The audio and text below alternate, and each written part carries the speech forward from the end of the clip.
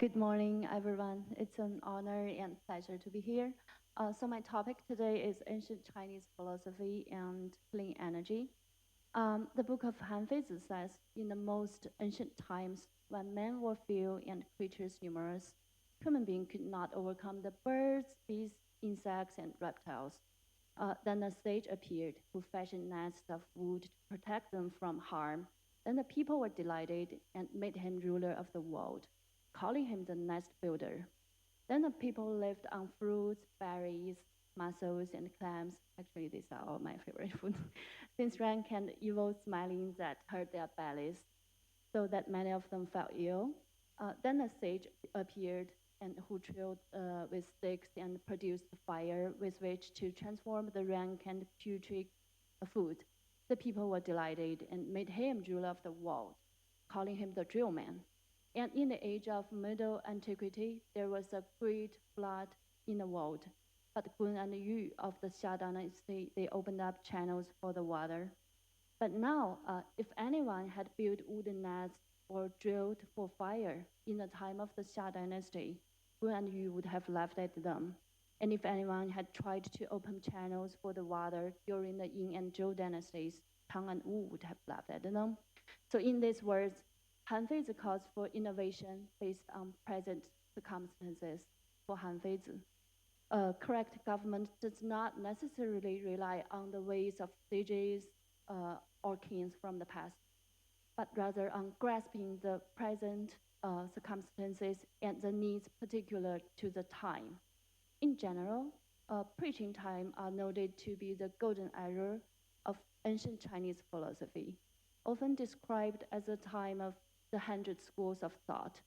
Under the desire to unify the empire and live under peaceful order and rule, thinkers offered numerous propositions and multitude notions of ideal governance.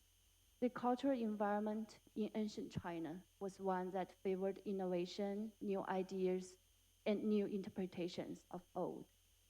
And unlike Confucian thinkers, who were primarily occupied with human society, the Taoists, they devoted efforts to the study of nature, believing that human life should accord to nature, and developing a system of religious spiritualism and mysticism, which was essentially pro-scientific.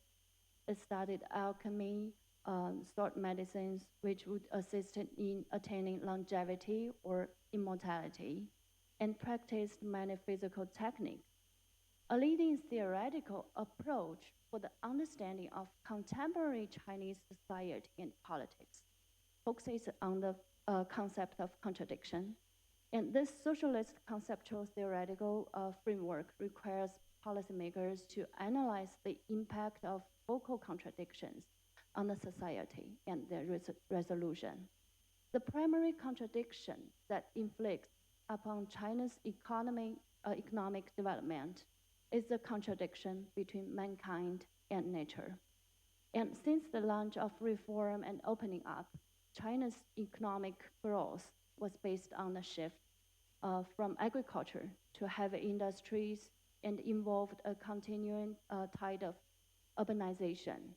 According to a 2013 report on China Council for International Cooperation on Environment and Development, Chinese environmental problems are, of course, plentiful.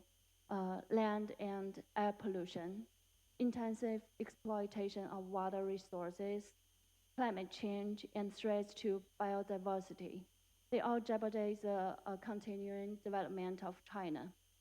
China's government is highly concerned about environmental degradation and continuous lead efforts in building technological, legal, and financial framework to achieve a sustainable economic development. And the Fifth Amendment of the Chinese Constitution, entered into force in 2018, articulated that principle of ecological civilization as a superstructure ideological framework for China's environmental policies, laws, and education. Ecological civilization integrates moral values with technological and political goal, and is part of a vision for a shared future for humanity. Um, the efforts echoed in the Chinese Constitution are reflected in numerous projects and policies that showed the deep commitment in a shift towards sustainability.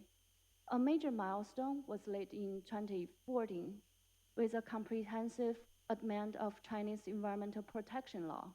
The amendment facilitated public interest litigation and allowed non-governmental organizations to take an active part in bringing litigation against environmental polluters. And local governments received more responsibilities for monitoring and protecting the environment. This was coupled by a comprehensive amendment of relevant environmental standards. Moreover, environmental performance became a standard for evaluation of local governments and thus provided incentives for local governments to emphasize and favor environmental protection. In addition, transparency regarding environmental performance became a required standard and a basis for public participation. Thus, um, corporations are also required to provide transparent data um, concerning their emissions and their fulfillment of the required standard. And as observed on the symposium on co-governance of ecological civilization, China's green revolution is steadily progressing. And local governments are taking more action and increasing enforcement pursuant to the environmental protection law with a growing number of seizures and fines. And China's judicial system and the dedicated environment courts issue important decisions for strengthening environmental protections. Finally, citizens and permitted NGOs take an active part in monitoring China's pollution. And China's commitment for future sustainable growth and development is coupled by research and technology development in a transition for complete fossil and coal dependency to clean energy. Extraordinary ventures such as the giant solar panel farm at Qinghai and Datong, and the Donghai Bridge offshore wind farm are embodiments of this transition. Many of these projects and the development of advanced technologies are facilitated by insurance of specialized investment funds. China is making efforts by providing financial support and solutions for such green development projects. That's what I wanted to share. Thank you all.